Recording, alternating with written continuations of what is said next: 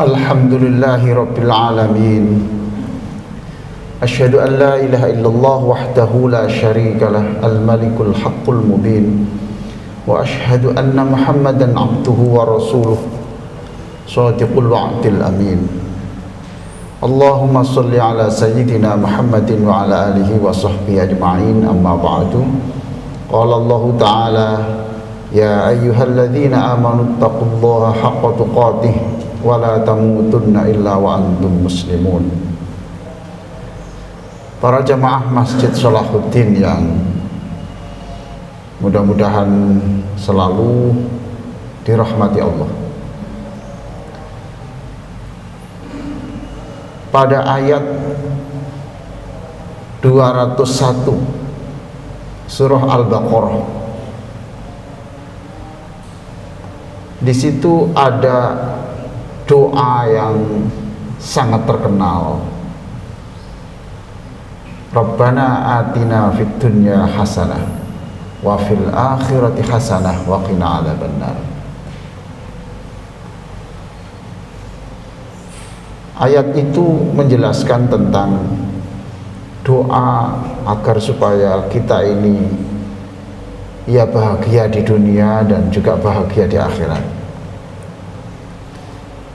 Ayat ini tidak bisa dilepaskan dengan ayat sebelumnya, ayat 200. Pada ayat 200 itu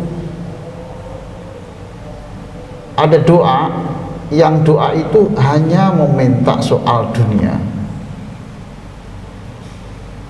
Jadi dia meminta soal dunia, kemudian Allah mengatakan di akhirat kamu sudah tidak ada apa-apa, sudah tidak mendapatkan apa-apa, karena yang kamu minta hanya urusan dunia saja. Hadirin sekalian, tetapi yang saya jelaskan pada kesempatan ini adalah kisah yang terkait dengan ayat ini. Ada seorang pembantu Rasulullah Sallallahu Alaihi Wasallam.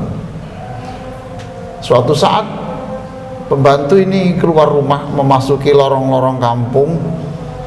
Tiba-tiba di situ ada pintu yang terbuka, pintu rumah yang terbuka, dan dia melihat ternyata ada kamar mandi yang tidak terbuka dan matanya sampai melihat orang yang di dalam kamar mandi itu.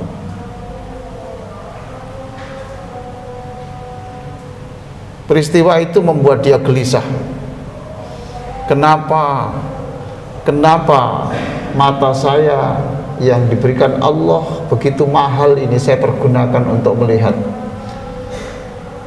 sesuatu yang tidak boleh?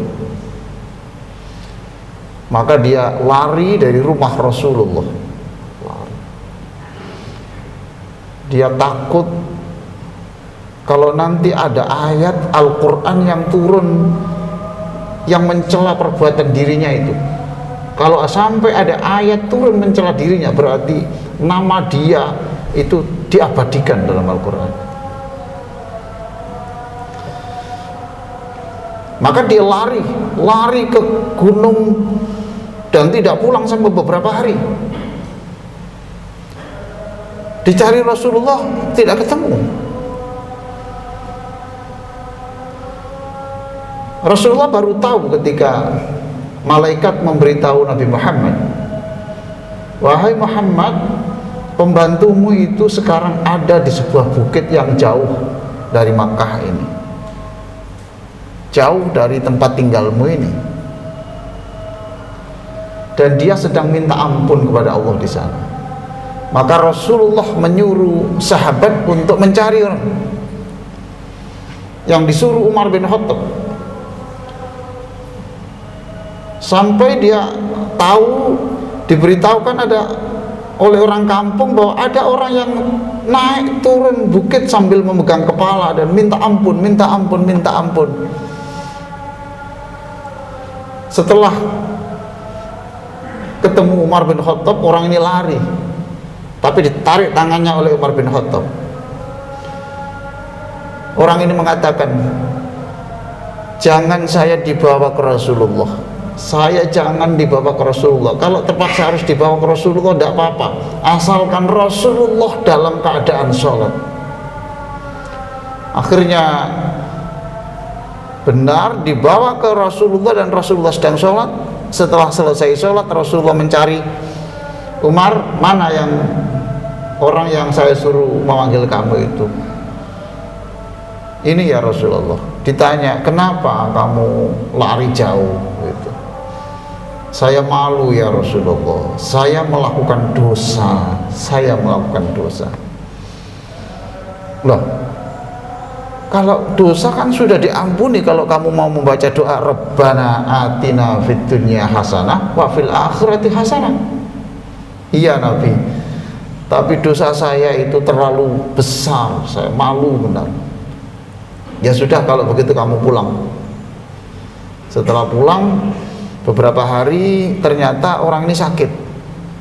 Rasulullah kemudian menjenguk,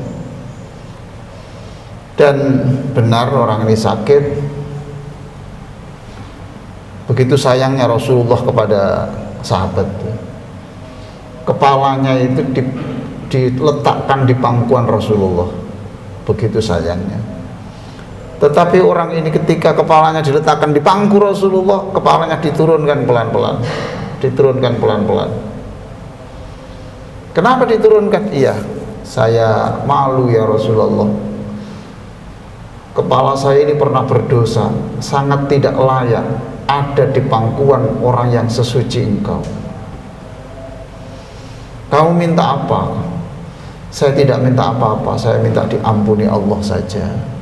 Jibril datang memberitahu, wahai Muhammad, beritahu bahwa Allah sudah mengampuni orang ini, dan beberapa saat kemudian meninggal dunia.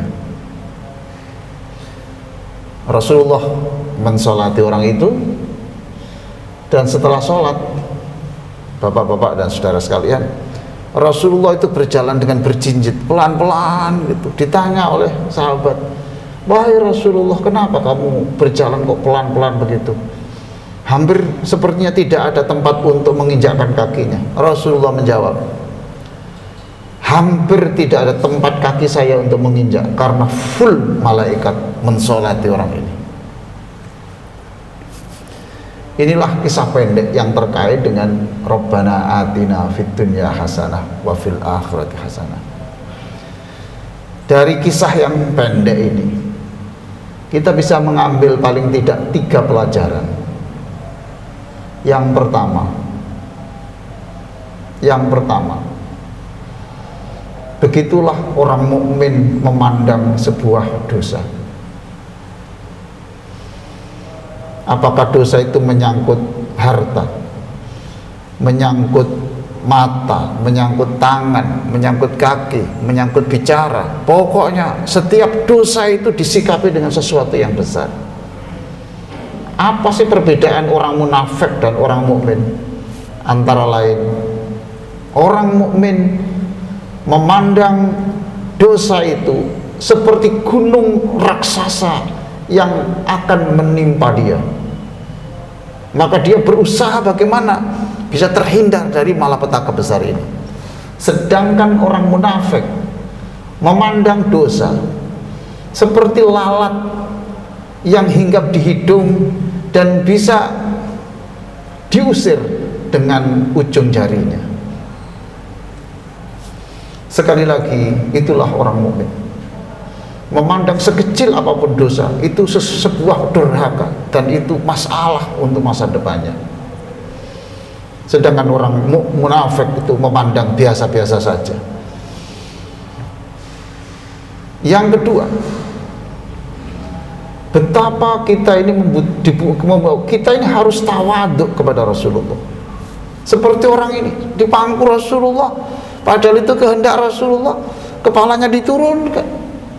Tidak pantas. Kepala yang pernah berdosa ini harus berada di pangkuan Rasulullah.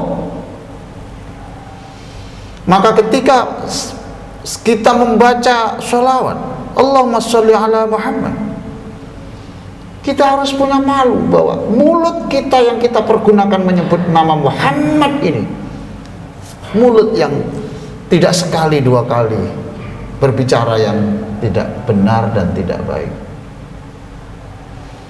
Yang ketiga, pelajaran yang ketiga, Kalau Allah sudah berkehendak memuliakan manusia, Allah menggunakan caranya sendiri. Orang yang dimuliakan ini di atas bukit, di tempat, di rumahnya yang jauh dari orang, sehingga disolati hanya segelintir orang. Tapi karena Allah ingin memuliakan itu, diturunkanlah ribuan malaikat untuk mensolati orang ini. Oleh karena itu bapak dan saudara sekalian, kalau ada di antara keluarga ini, keluarga kita, karena sesuatu hal kemudian sholat hanya disolati 1-2 orang, kalau Allah menghendaki orang itu mulia dan diampuni dosa-dosanya, tidak ada susahnya bagi Allah. Yang mensolati manusianya 3, tetapi tidak ada susahnya bagi Allah untuk menurunkan ribuan malaikat untuk mensolati kita semuanya. Inilah kisah pendek tetapi penuh makna yang terkait dengan surah Al-Baqarah ayat 201, Rabbana atina fid dunya hasanah wa fil akhirati hasanah wa qina adzabannar. Mudah-mudahan manfaat. Aqulu qouli hadza wa astaghfirullah li wa lakum wastaghfiruh innahu huwal ghafurur rahim.